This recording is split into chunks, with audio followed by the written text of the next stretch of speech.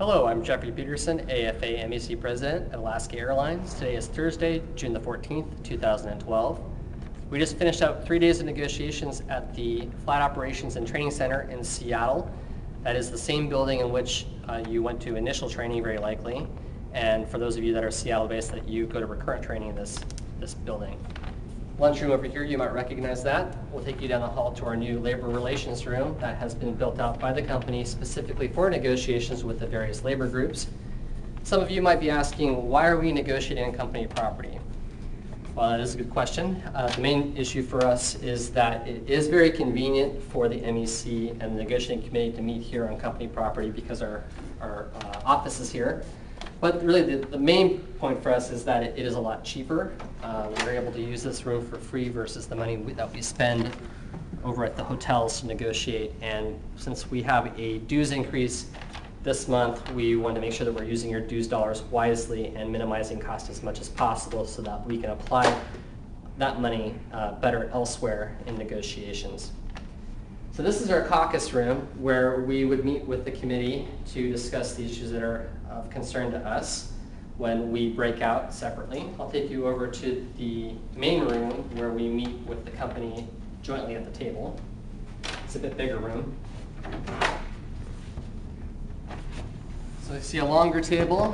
We usually meet on one side, the company on the other.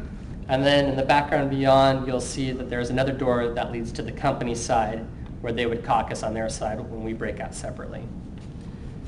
So we did discuss quite a few issues this particular session. One of the main themes for this session was in regards to the sick leave and attendance policy. So we propose on section 32, which is the attendance policy. As you recall, last session, the company gave us an attendance policy proposal that looked to significantly change the attendance policy as we know it. And we counter-proposed with our initial proposal that is fairly diametrically opposed to their proposal. And then we're now in discussions about where we're going to go from there. Section 8 hours of service was passed, and we finally know definitively where the company is going with the duty day. They proposed to keep the 10.5-hour duty day as it is. So that will be good news for many of you, and we do think that that is a direct result of the membership feedback to management. And just keep that in mind because we're going to ask you a few more things here shortly because we think that it's important for you to be speaking to management to let them know what your needs are. So 10.5-hour duty day, it's always possible that the company could change their minds going forward. That's typically not how it goes in negotiations. Once you have an initial proposal, it would be unlikely that they would back off and change that to a longer duty day, so we think that it will be 10.5 hours. And we'll work forward from there. Section 11, the reserve section, the company gave us their proposal on the reserve section, which was mostly in keeping with the requirements that we had laid out last time. As you recall, we changed to a 24-hour duty day or call day, and some of the improvements included self-assignment, pairing ownership, and 1 day less on reserve.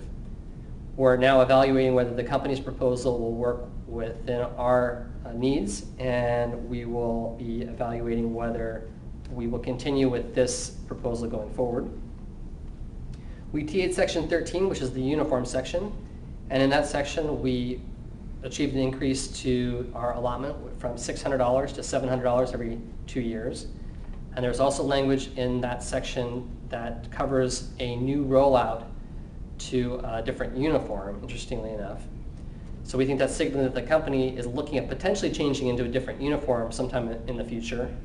I would like to think in the near future with all the issues that we've had with the current uniform. And what the company is looking for is to guarantee that we will not carry through our allotment from one uniform to the next. So they're looking for a reduced allotment. And what we asked for was half of what the current allotment which would be, or not the current, but the proposed allotment, which is $350 every 2 years for the new uniform until the next 2-year period, and that would be up to $700.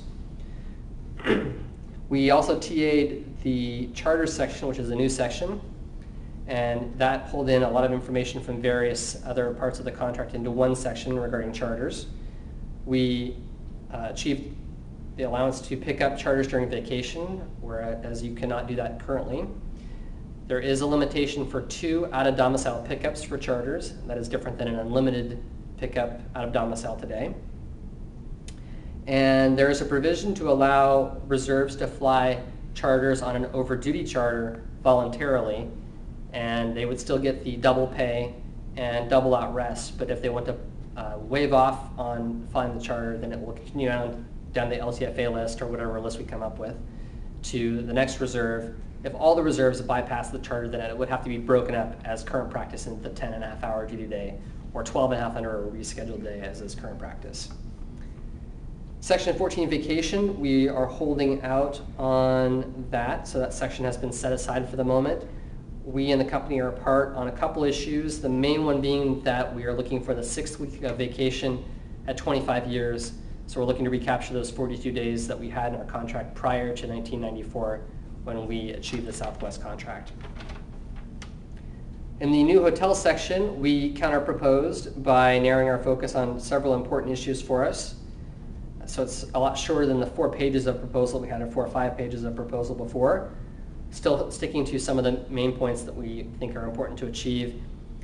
One of the most important ones is the long and short layover. We think it's very important for us to have a long layover in downtown or a downtown-like atmosphere. If we're going to spend any amount of time at a layover hotel, we want to have food, entertainment nearby or accessible nearby, and that's safe to get to.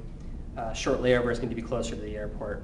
So what we want to avoid is a situation like, say, Boston is a great example of this, where we've seen our layover go from right downtown to somewhere quite a ways away in a hotel that is very nice, but in an area that is not really palatable to stay in for any period of time. Plus, if it's on a short layover, it's a long ways away. So we're trying to avoid both of those issues. The overarching theme we've been seeing for this session is that the company is tying several proposals together to achievements on their end into sick leave, on-the-job injury, and the attendance policy, which is sections 16 and 32. And they are very interested in tying any other movement in sections 10, 11, and 12, which is scheduling, reserve, and exchange of sequences, to movement on our end to sections 16 and 32. So the negotiating committee asked that I pass along this request to you. We need you to help us out at the table. Negotiations doesn't just happen at the negotiating table itself with simply the negotiating committee. It's important for us to have the entire membership behind us in what we're going to do to achieve improvements. One of the issues that we believe we need feedback on from your end is on the hotels. Keep up the focus on the hotels. That's important for us to achieve improvements there. And then also with our sick leave and attendance policy, that you need to be talking to the supervisors, your supervisors and managers, respectfully about how these issues are important to flight attendants, that being the hotels, sick leave, and the attendance policy, just to name a few. And of course, down the road, we'll get to compensation, but we're not quite there yet. So if you could do us a great favor by pulling aside your supervisors next time you check in, is to tell them, hey, you know, I hear that we're talking about these sections and these are why they're important to me. I think it's important for us to keep up the heat. That 10.5-hour duty day, I think, is a direct result of you, the members, talking to the supervisors and letting them know how important that 10.5-hour duty day is to us. So we need to apply that kind of pressure to these sections as we move forward. Our next negotiation session is going to be July 10th through the 12th in about a month, and that will be here at the Flight Operations and Training Center in our new Labor Relations room. If you have any more questions about where we are with negotiations, you can always check out the Alaska Airlines Facebook page or the MEC website at www.alaska.mec.org.